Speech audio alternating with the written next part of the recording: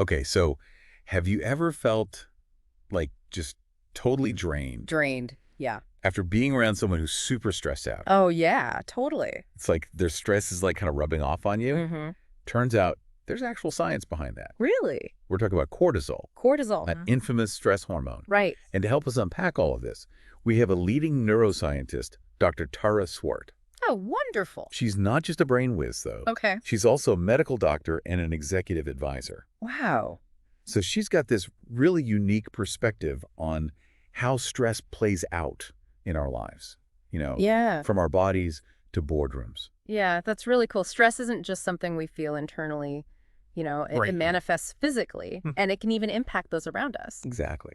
Dr. Swart's work beautifully blends the latest in neuroscience Yes. with ancient wisdom I love that she brings in that ancient wisdom element. to shed light on how we can build resilience Yes. in today's world. Okay, so let's start with this idea of contagious cortisol. Okay.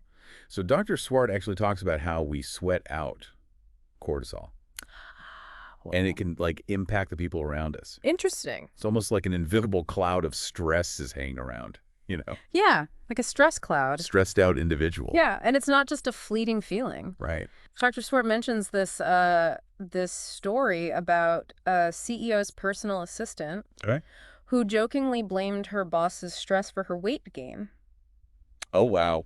Which sounds funny, but it highlights a real phenomenon. Like, When we're chronically exposed to high levels of cortisol, it can lead to all sorts of physical changes like sleep disturbances, weight gain around the midsection, digestive problems, even dry skin, wow. increased irritability. So it's not just in our heads. Yeah. It's like our bodies are literally absorbing the stress of those around us. Yeah, That's wild. it is. And I bet this is even more amplified Yeah. in hierarchical settings. Absolutely. Like workplaces. Dr. Swart points out that a leader's stress levels Okay. have a far greater impact Yeah. on their team than anyone else's stress. Right.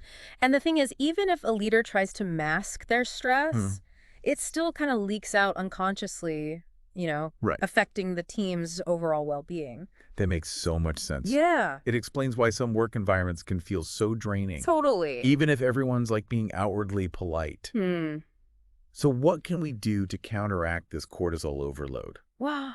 Especially in those situations where we can't necessarily escape the stress around us. Right. Dr. Swart recommends 2 key strategies. Okay. Aerobic exercise and journaling. Okay, I like those already.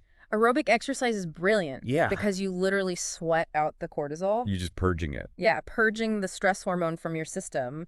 Right. And journaling helps to release Okay. those negative thoughts that can keep us stuck in a stress cycle. Yeah. By getting those thoughts out of our heads and onto paper, Right. we can create some mental space. Yes. And break free from their grip. I love those strategies. Yeah. It's so simple, Yeah. yet so powerful. Yeah. Now, you mentioned how our bodies can be influenced by these invisible forces. Mm-hmm. This next point Dr. Swart makes is a perfect example of that. Okay. Synchronized menstrual cycles. Oh, yeah. Apparently, women who live or work closely together can Uh-huh. experience their cycles syncing up. It's fascinating, isn't it? It's wild. It seems almost unbelievable. Right. But there's scientific evidence to back it up. Wow. Just like we can absorb cortisol from others, Right? we also pick up on subtle hormonal cues from our environment. Yeah. It makes you wonder what other invisible forces are at play that we Yeah. might not even be aware of. It's mind-blowing. It is. And it really emphasizes how interconnected we are, Yeah. both with each other Mhm. and with our environment. Yeah. It's not just about what's happening inside our own heads. Right. It's about the whole ecosystem of energy and information we're swimming in. Exactly. Okay, that brings us to another fascinating aspect of human connection, Okay. eye contact. Okay.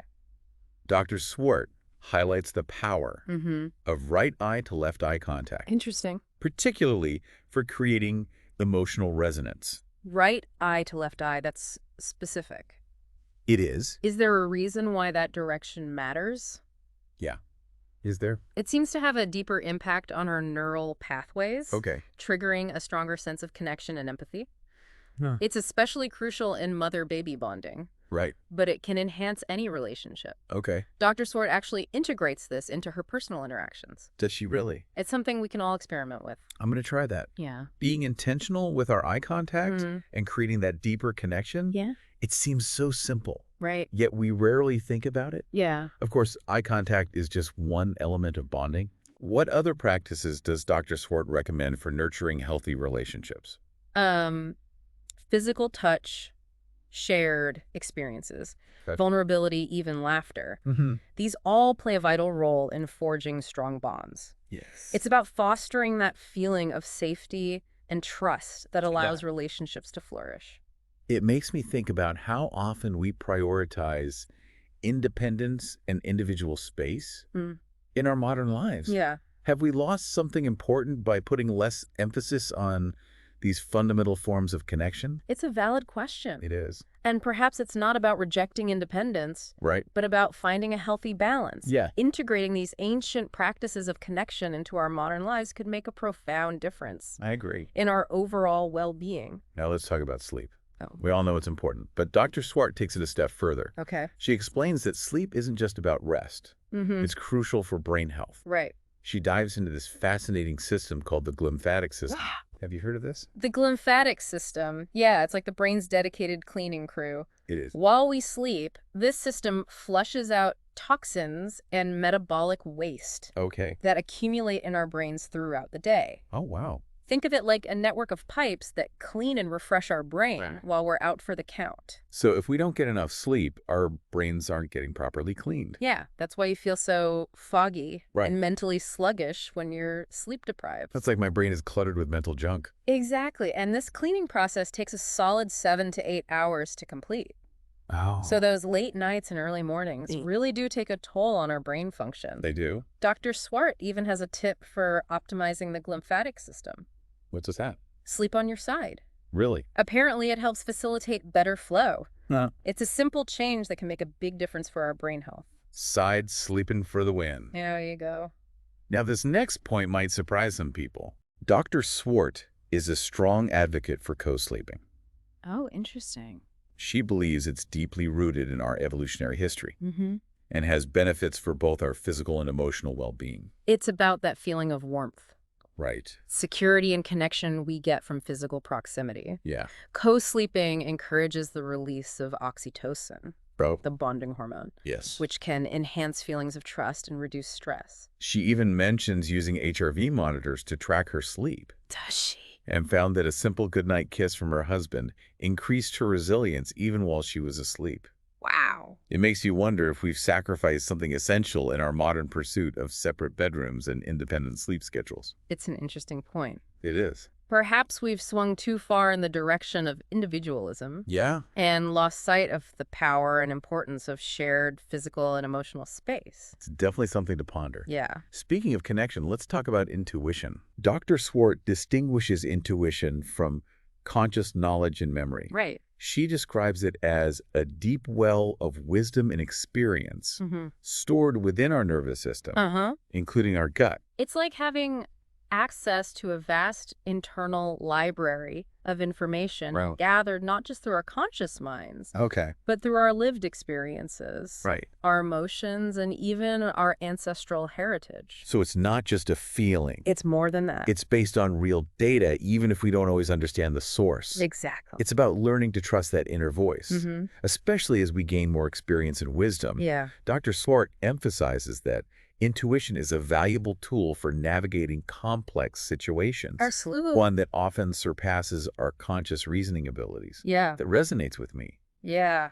I've definitely had moments where my gut feeling led me in a better direction than my logical mind. Yeah. Now, this next part gets a bit heavier. Okay. Dr. Swart expresses concern about a looming crisis of disconnection and loneliness Wow. in our modern world. It's like we're losing touch with ourselves, each other, and the natural world. Right. The pandemic really amplified this disconnect, Yes. forcing many of us to confront the isolation of our busy, technology-driven lives. I think a lot of people felt that acutely during the pandemic. Yeah. That longing for genuine connection Right.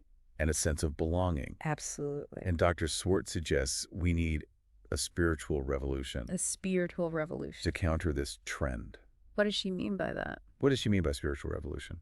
It's about rediscovering those ancient practices and wisdom Okay. that promote well-being and connection. Okay. It's about reconnecting with ourselves, Yeah. with each other, and with nature. Mm-hmm. It's about finding meaning and purpose beyond the material world. That really resonates with me. Yeah. It's not about rejecting technology or modern advancements, Right. but about finding a balance, Yeah. integrating those ancient practices into our modern routines. Precisely. It's about creating a life that nourishes our souls, Yeah. not just our minds and bodies. And speaking of nourishing our souls, Dr. Swart brings up a fascinating field called neuroaesthetics. Neuroaesthetics. This explores how engaging in creative activities Okay. and appreciating beauty benefits both our mental and physical health. That's intriguing. Yeah. I've definitely experienced how being in a beautiful environment instantly relaxes me. Yeah. Is there a scientific explanation for why beauty has such a calming effect on us? Dr. Swart explains that beauty signals safety to our brains. Okay. It's like a primal reassurance that we're in a nurturing and harmonious environment. Interesting. She even shared a story H-E? about how simply smelling a zested lemon in the morning brought her a sense of joy and signaled safety to her brain. It's amazing how these small, seemingly insignificant moments can have such a profound impact on our mood and well-being. Yeah, it's a reminder to be present, to savor those small moments of beauty in our everyday lives, whether it's a breathtaking sunset, a piece of art that moves us, or the sound of laughter. I love that. Yeah. It's about consciously weaving beauty into our lives, not just passively appreciating it when it happens to cross our path. Right. Now let's shift gears Okay. and delve into the incredible capacity our brains have for change. Okay. Dr. Swart dives into the concept of neuroplasticity, Neuroplasticity. our brain's ability to adapt and rewire itself It's amazing. throughout our lives. It's a powerful reminder that we are not fixed, Right. that we can change and evolve no matter our age or circumstances. So true. Dr. Swart explains the three main mechanisms of neuroplasticity: myelination, synaptic connections, and neurogenesis. Okay, those sound pretty technical. They are a little bit. Can you break those down for us? Of course. Come on. Myelination is like adding insulation to our brain's wiring. It makes those existing pathways faster and more efficient. Imagine upgrading your internet connection for faster data transfer. That's essentially what myelination does for our brains. Then we have synaptic connections, which is like forming new pathways in the brain, making new connections between neurons. Got it. It's like building new roads to connect different parts of a city. I like that analogy. Opening up new routes for information to flow. So myelination is about optimizing the existing roads. Yeah. And synaptic connections are about building brand new ones. Yes. What about neurogenesis? Neurogenesis is the most remarkable of all. It's the creation of brand new brain cells. But for a long time, yeah, we believed that we were stuck with the brain cells we were born with. Right. But research has shown that our brains are far more dynamic Wow. than we previously thought. So we can actually grow new brain cells throughout our lives. We can. What does that mean for us in practical terms? It means that we have a remarkable capacity for change and growth. Right. We are not limited by our past experiences or our current circumstances. Right. We have the power to rewire our brains, create new patterns of thinking and behavior, and quite literally transform ourselves from the inside out. That's incredibly empowering. It is. It means that we're not stuck with our old habits or limiting beliefs. Right. We have the potential to evolve and become the best versions of ourselves. Exactly. Dr. Swart even shared a study about weightlifters. Did she? Who increased their muscle mass simply through visualization. Really? They weren't physically lifting weights. Wow. But by mentally rehearsing the movements and visualizing their muscles growing, they achieved tangible physical results. That's amazing. Wait, they built muscle just by thinking about it. They did. That's incredible. Yeah, it highlights the power of the mind to influence our physical reality. If our thoughts can have that kind of impact on our bodies, imagine what they can do for our minds. Right. Our emotions and our lives. It's a profound reminder that our minds are far more powerful than we often realize. That we give them credit for. And neuroplasticity gives us the tools to harness that power and create positive, lasting change. So how do we actually harness this neuroplasticity? That's the question, isn't it? It is. How do we go from knowing it exists Right. to actively using it Yeah. to improve our lives? Right. Dr. Swart outlines 4 key components: Okay. awareness, Okay. focused attention, Okay. deliberate practice, Okay. and accountability. Okay, let's break that down. Okay. Awareness is about recognizing those patterns and habits that we want to change. Right, exactly. Yeah, okay. It's about becoming conscious of the thoughts, Mm, behaviors, and emotional patterns that are no longer serving us. right. Once we've developed that awareness, Yes. we can move into focused attention. So focused attention is about understanding the triggers and consequences Yes. of those patterns, right? Yes. It's about paying close attention to what sets them off Uh-huh. and what happens as a result. Precisely. Okay, and then comes deliberate practice. Right. This is where we consciously choose to act differently, Yeah. to create new neural pathways that support the changes we want to make. That's it. It's like learning a new skill. Mm-hmm. It takes time, effort, and repetition. It does. So it's about being intentional with our actions, Yeah. repeatedly choosing the new behavior we want to cultivate, Yes. even when it feels uncomfortable or awkward at first. Right. And the final component is accountability. Okay. This is about having support and structure Mm-hmm. to help us stay on track. It Right. could be a therapist, a coach, Yeah, a supportive friend, or even a structured program. right. Having someone or something to help us stay accountable Yes. increases our chances of success. It's like having a personal trainer for our brains. Yeah, One to guide us, motivate us, and celebrate our progress along the way. absolutely. Now, I'm guessing this process of change isn't always easy, No, it's not. especially when dealing with deeply ingrained patterns, Right. maybe even those rooted in trauma. You're absolutely right. Yeah. Dr. Swart acknowledges the challenge Mm-hmm. of changing those deeply embedded patterns. Right. However, she emphasizes that even though trauma can have a lasting impact, Yes. the brain still possesses a remarkable capacity for healing and change. That's so hopeful.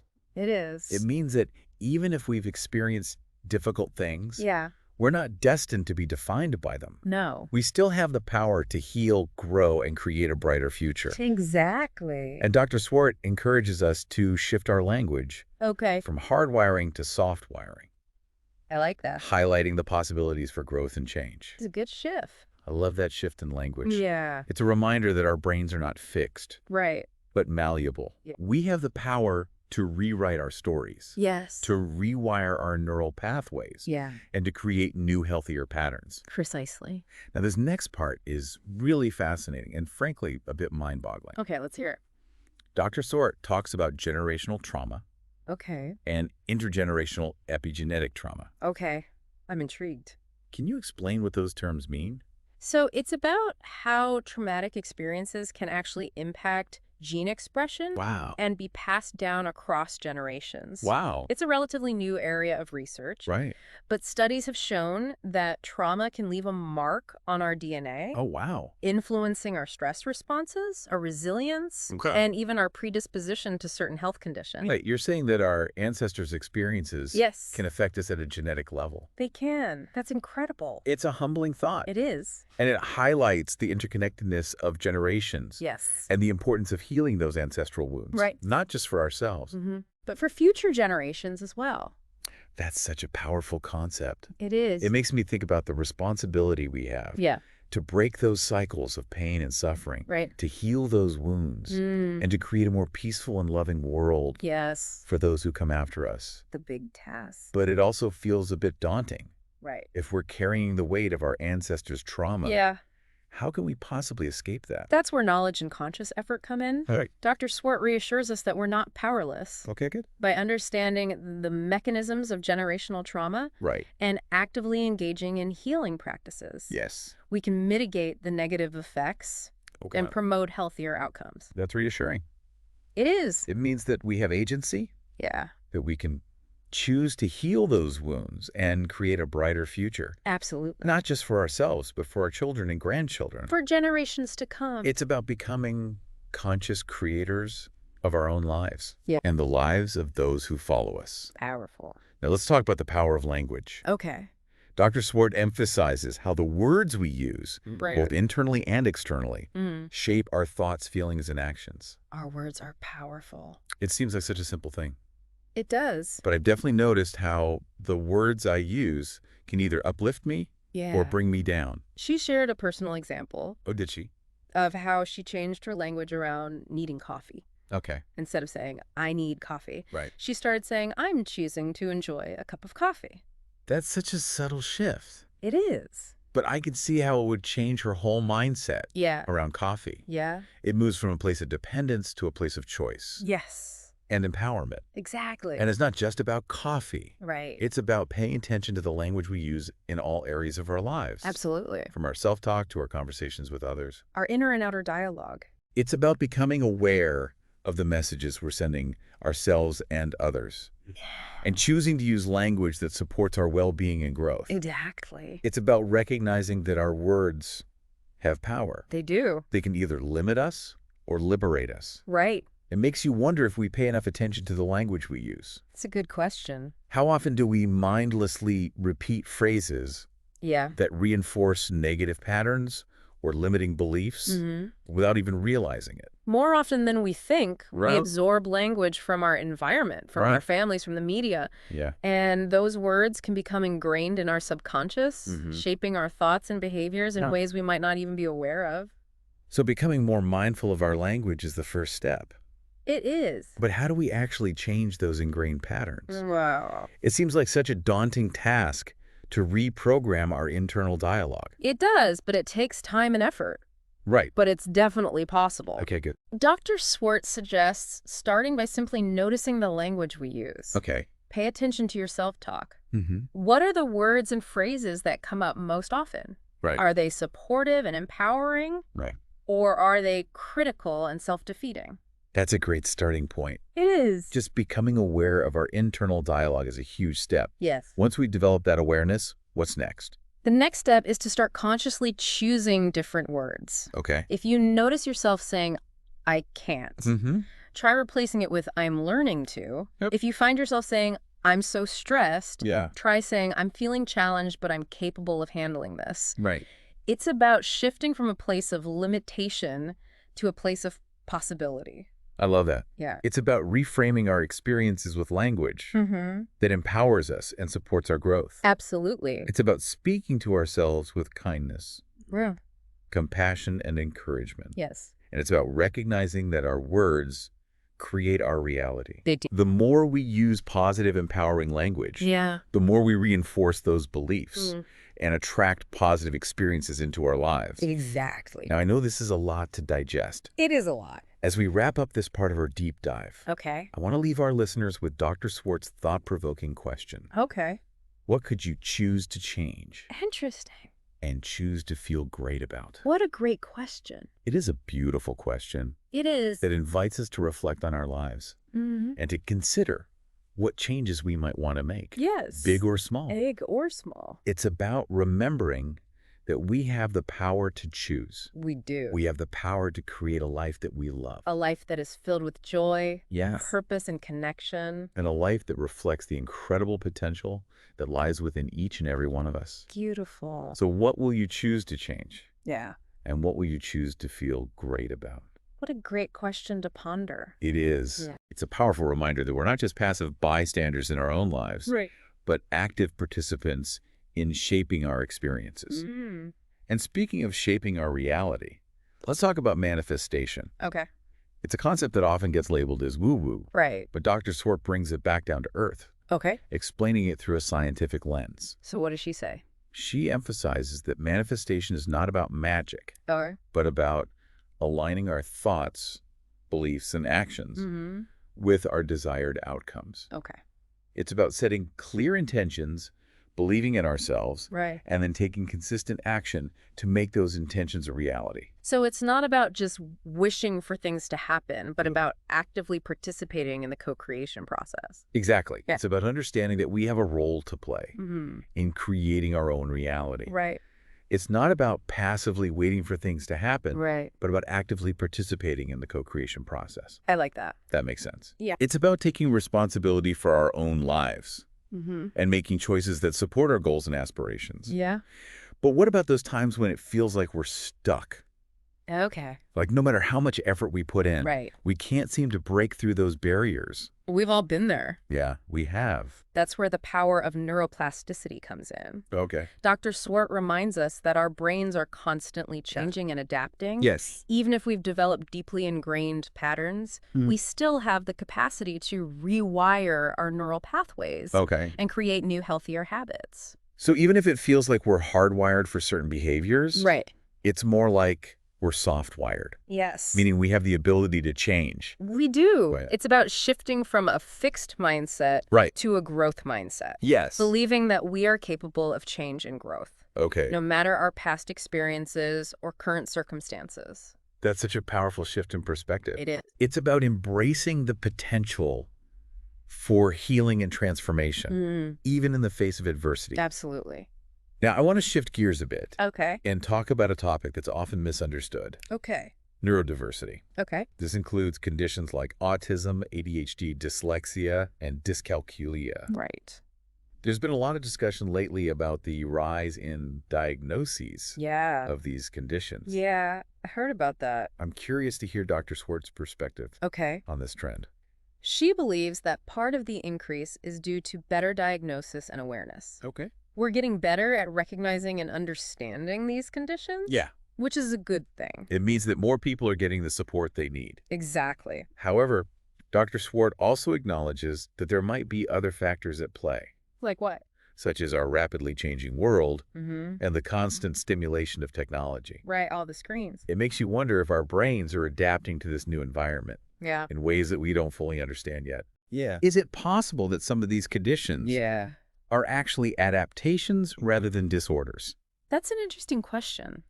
It is. It's certainly a fascinating area of research. Right. And it challenges us to be more inclusive and accepting of those who think and experience the world differently. I love that perspective. Yeah. It's about celebrating the diversity of human experience Yeah. rather than trying to fit everyone into a narrow definition of normal. Exactly. And it's about recognizing that what we might perceive as a disorder Right. could actually be a strength in a different context. It's all about perspective. Now, this next part really blew my mind. Okay. Dr. Swart shares some insights from her research on indigenous wisdom, Okay. particularly around the themes of creativity and longevity. Interesting. She talked about the benefits of humming and chanting, Oh, wow. practices that have been around for centuries Right. in various cultures. Yeah. I've heard about chanting and meditation, but I was surprised to learn about the specific benefits of humming. Yeah, me too.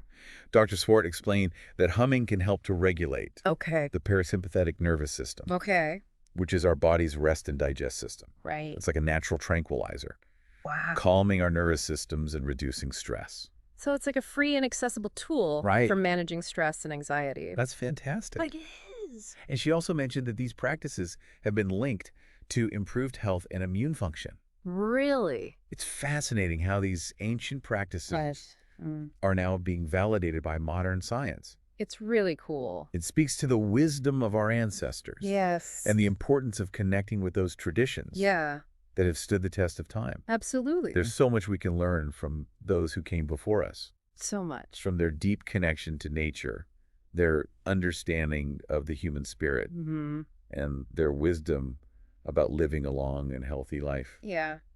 Speaking of longevity, Mm-hmm. Dr. Swart also talked about the importance of mindset Mm-hmm. when it comes to aging. Right. She shared a fascinating study Okay.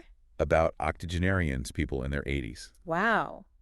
and how their beliefs about aging actually influence their physical abilities. That's interesting. One group of participants was asked to reminisce about being in their 60s, Okay. while another group was immersed in an environment Okay. that simulated life 20 years earlier. So they were surrounded by things that reminded them of their younger selves. Exactly. Oh, wow. And the results were incredible. What happened? The group that was transported back in time Uh-huh. showed improvements in posture coordination and even height. They actually got taller.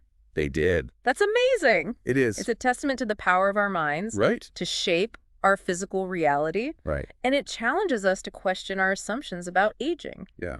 What if instead of viewing aging as a process of decline, Right. we saw it as an opportunity For continued growth, wisdom, and evolution. It's like we can choose to age gracefully and vibrantly We can. if we shift our mindset and embrace the possibilities of each stage of life. Yes. Instead of focusing on what we're losing, Right. we can focus on what we're gaining. Exactly. Wisdom, experience, and a deeper understanding of ourselves and the world around us. Absolutely. Dr. Swart also shared a personal anecdote Oh, did she? about how she refused to accept her optician's prediction Oh. that she would need reading glasses. Oh, no. And by simply challenging that belief and refusing to change her behavior, her eyesight actually improved. Wow, really? It's a testament to the power of our beliefs Yes. to influence our physical health. Yeah. If we believe we're limited, we'll act accordingly. Right. But if we believe we're capable, we open ourselves up to new possibilities. It's about recognizing that our limitations are often self-imposed. Right. We create those limitations. Yeah. With our thoughts, our beliefs, and our expectations. Exactly. And it's about choosing to believe in ourselves. Right. And our capacity for growth and change, no matter our age or our circumstances. Dr. Swart also talked about the importance of language and how it shapes our reality. Our words are powerful. She mentioned catching herself using language. Oh. That was disempowering. Like what? Like saying I need instead of I choose. It's a good one. It's a subtle but significant shift. It is. Need implies a lack of control, Right. while choose it empowers us to take ownership of our decisions. Yeah. It's about consciously choosing language that aligns with our values and intentions. I love that distinction. It's a simple change that can have a profound impact Yeah. on our mindset and our sense of agency. Exactly. And it's about recognizing that our words have power. They do. They can either limit us or liberate us. Powerful stuff. This reminds me of a point you made earlier Okay. about taking personal responsibility. Yeah. It's about recognizing that we have choices, Right. even when it feels like we don't. We always have a choice. Right. It's about owning our choices and Okay. taking responsibility for the outcomes. And it's about shifting from a victim mentality Right. to a creator mentality. Yes, exactly. It's about recognizing that we have the power to shape our lives, Yeah. even in the face of challenges. So how can we start to make these changes? That's a great question. Dr. Swart offers a simple but powerful practice. Okay. Visualization and gratitude. I'm intrigued. Tell me more about this practice. She suggests spending 5 minutes each day, Okay. visualizing the things we want to manifest in our lives, Okay. and then feeling gratitude for those things Oh. as if they were already true. Okay. It's about feeling the emotions of our desires, Right. embodying that future reality in the present moment. So it's not about just thinking about what we want, Right.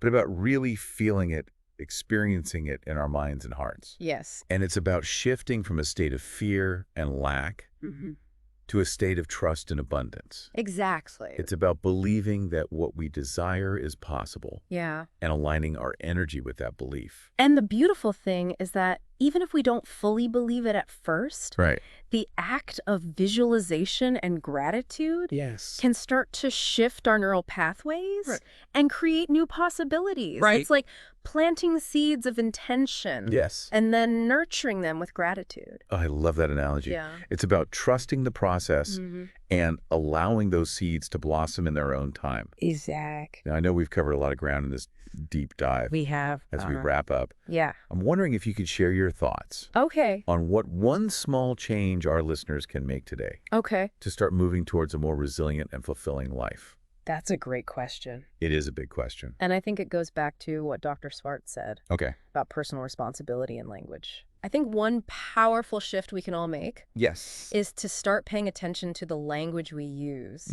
both internally and externally. So it's about becoming aware of our self-talk Yeah. and choosing to use language that supports our well-being. Exactly. And it's about recognizing that our words have power. Yes, they do. They can either create more stress and negativity, Yeah. or they can empower us and create positive change. Can you give us a concrete example of this? Yeah, I'd love an example. Let's take the common complaint. Okay. I'm so stressed. Oh, yeah, We've all been there. we have. Instead of repeating that phrase, which only reinforces the feeling of stress, Right. we can choose to say something like, Okay. I'm feeling challenged right now, Okay. but I'm capable of handling this. That's a subtle but powerful shift. It is. It's about acknowledging the challenge Yeah. without getting bogged down in the negativity. Exactly. And it's about affirming our own strength and resilience. It's like changing the channel in our minds I like that. from a stress-inducing program to an empowering one. Exactly. And over time, those small shifts in language Yeah, can create big changes in our mindset and our experience of life. it's true. So it's about taking those I need statements Uh-huh. and transforming them into I choose statements. Exactly. It's about reclaiming our power Yeah. and choosing to create a life that is aligned with our values and aspirations. It's about moving from feeling like a victim of circumstance Yes. to becoming the architect of our own lives. Beautifully said. Thank you. And it's a journey that begins with awareness Yes. and a willingness to change our language Right. one word at a time. One word at a time. But it doesn't stop there. No. It's also about cultivating relationships Okay. that support our well-being. Yes. Dr. Swart emphasizes the importance of surrounding ourselves with people Mm-hmm. who lift us up and inspire us to grow. It's about building that tribe of supportive and like-minded individuals who challenge us to be our best selves. Exactly. And it's about recognizing that our relationships Yes. have a profound impact on our brains and bodies. They do. Just think back to that study about synchronized menstrual cycles. Right. It's a powerful reminder that we're constantly picking up on cues from our environment, Yes. and those cues are shaping us in ways we might not even realize. So if we want to create positive change, Yeah. we need to be mindful of the company we keep Mm. and the environments we expose ourselves to. Right. It's about creating a life Right. that supports our well-being on all levels. Exactly. Yeah. Physically, mentally, emotionally, and spiritually. Beautifully said. It's about recognizing that we have the power to choose a life Right. that is aligned with our values and aspirations. And it starts with that one small step, Yes. that one choice to change our language, Hmm. to cultivate supportive relationships, Yes. to visualize our dreams, and to practice gratitude. It's about believing in ourselves and our capacity Right. to create a life that is both meaningful and fulfilling. It really is about, like taking ownership Yeah. of our well-being Right. and designing a life that supports us on all levels. All those different levels, yeah. We've talked about so many fascinating concepts today, We have. from contagious cortisol Yeah. to neuroaesthetics to the power of language. Uh-huh. It's a lot to take in It is. as we wrap up this deep dive. Okay. Is there one key takeaway One key takeaway. that you think would be most helpful Yeah. for our listeners to remember? That's a great question. I try. I think if I had to choose one, Yeah. it would be the power of awareness. Okay. Everything we've discussed today, Mm-hmm. from managing stress to building resilience Right. to creating a fulfilling life, Yeah. starts with becoming aware Okay. of what's happening within us and around The us. awareness of our thoughts, our emotions, Yeah. our behaviors, our relationships. Our environment, it all plays a role. Right? It Yeah. all plays a role. It's about tuning in Okay. to our inner landscape Yes. and paying attention to the signals Mhm. our bodies and minds are sending us. Right. It's about noticing the language we use, Mm-hmm. the company we keep, Okay. and the choices we make. Yeah. Once we develop that awareness, Right. we can start to make conscious choices Okay. that align with our values and aspirations. It's like shining a light on those unconscious patterns yeah. that might be holding us back. Yeah. And then choosing to step into a more empowered Exactly. way of being. It's a beautiful way to put it. Thank you. And the beautiful thing is Yeah. that awareness is a skill Okay. that can be cultivated. Right. That's like a muscle Okay. that gets stronger with practice. Right. The more we practice paying attention to Yes. our inner and outer worlds, Mm-hmm. the more easily we can identify those patterns Okay. and make conscious choices that support our well-being. So it's not about becoming overwhelmed Right. by all the things we need to change, Oh, but about starting with that one simple step yeah. of paying attention, Yes. of becoming more aware. Just notice that's yeah. the first step towards creating lasting change. I love that. Yeah. It feels so accessible and empowering. It is. It's not about striving for perfection, Right. but about starting where we are Yes. and taking those small, consistent steps Mm-hmm. towards a more fulfilling life. And as we cultivate that awareness, Right. we can start to integrate Yeah. those other practices we've discussed today. Right. Like mindful language. Yeah, gratitude, visualization, Mm-hmm. and nurturing supportive relationships. Exactly. It's all interconnected. It is. Awareness is the foundation. Yes. And from there, Yeah. we can build a life that supports our physical, Right. mental, emotional, and spiritual well-being. Absolutely. So as we close out this deep dive, Okay. I want to invite our listeners to take a moment to reflect on Dr. Swartz's question. Oh, yes, that question. What could you choose to change Yeah. and choose to feel great about? What a great question. What one small step can you take today to move towards a more resilient, joyful, and fulfilling life? You have the power to choose. We do. You have the power to create a life that reflects your true potential. Thank you so much for joining us on this deep dive It's been a pleasure. into the fascinating world of stress resilience and the power of the mind. Such an important topic. We'll be back next time with another deep dive I can't wait. into a topic that's sure to spark your curiosity and ignite your imagination. Yes. Until then, keep exploring, keep learning, Yeah. and keep choosing to create a life that you love.